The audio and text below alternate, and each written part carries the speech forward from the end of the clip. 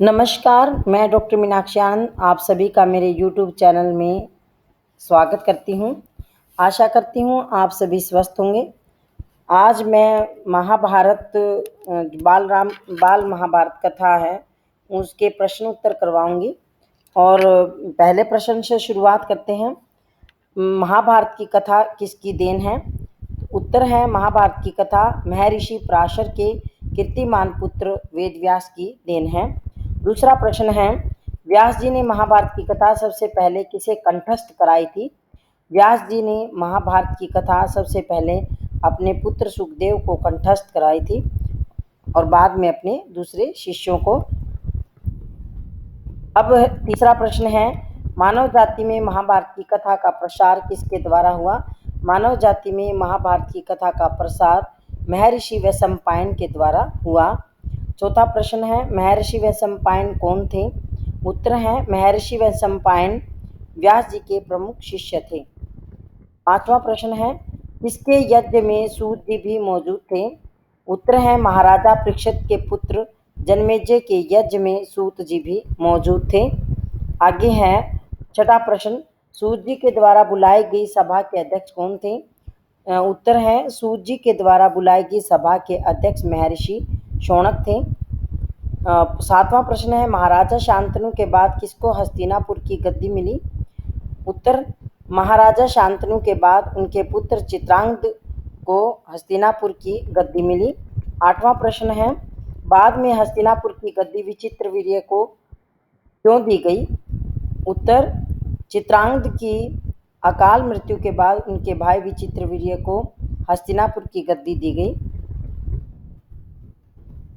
अब नौवां प्रश्न है, विचित्रवीर्य के दो पुत्रों के नाम लिखो। उत्तर विचित्रवीर्य के दो पुत्रों के नाम धृतराष्ट्र और पांडु। 10वां प्रश्न है, धृतराष्ट्र ज्येष्ठ पुत्र थे, फिर पांडु को गद्दी पर क्यों बिठाया गया? उत्तर धृतराष्ट्र जन्म से अंधे थे, इसीलिए उस समय की नीति के अनुसार पांडु को गद्दी पर बिठाया गया। 11वां प्रश्न, पांडु की कितनी रानियां थी, उनके नाम लिखें। पांडु की 2 रानियां थी, कुंती और माद्री। पांडु अपनी 2 रानियों के साथ जंगल क्यों गए? उत्तर है पांडु अपनी 2 रानियों के साथ अपने किसी अपराध के प्रायश्चित के लिए तपस्या के लिए वन में गए। 13वां प्रश्न, पांडु के कितने पुत्र थे? पांडु के 5 पुत्र थे। 14वां प्रश्न, पांडवों का पालन पोषण किनके द्वारा और कहाँ हुआ? उत्तर है पांडवों का पालन पोषण ऋषि मुनियों के द्वारा जंगल में हुआ। 15वां प्रश्न, युधिष्ठिर के 16 वर्ष के होने पर ऋषियों ने पांडवों को किन्हें सौंप दिया? उत्तर है युधिष्ठिर के 16 वर्ष के होने पर ऋषियों ने पांडवों को हस्तिनापुर ले जाकर सौंप दिया। 16वां प्रश्न, कौरव पांडवों से क्यों जलते थे? उत्तर पांचों पांडव बुद्धि से तेज, शरीर से बली और मधुर स्वभाव के थे।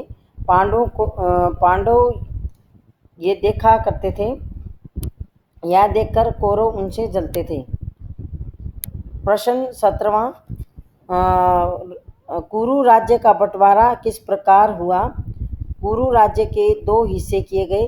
कौरव हस्तिनापुर में ही राज करते रहे और पांडवों को अलग राज्य दे दिया गया, जो आगे चलकर इंद्रप्रस्थ के नाम से मशहूर हुआ। प्रश्न 18वां, राजा लोगों के बीच कौन सा खेल खेलने का रिवाज था? उत्तर है राजा लोगों के बीच चौसर खेलने का रिवाज था। 19वां प्रश्न, पांडवों का राज्य कैसे छिना और उन्हें क्या भोगना पड़ा?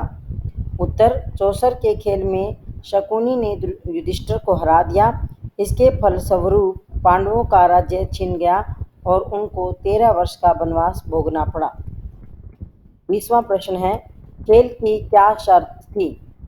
शर्त यह थी कि 12 वर्ष के वनवास और 1 वर्ष का अज्ञातवास भोगने के बाद पांडव उनका राज्य लौटा दिया जाएगा।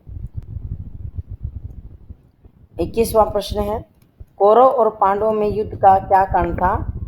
उत्तर दुर्योधन ने पांडवों को राज्य लौटाने से इनकार कर दिया था, यही कौरव और पांडवों के बीच युद्ध का कारण था।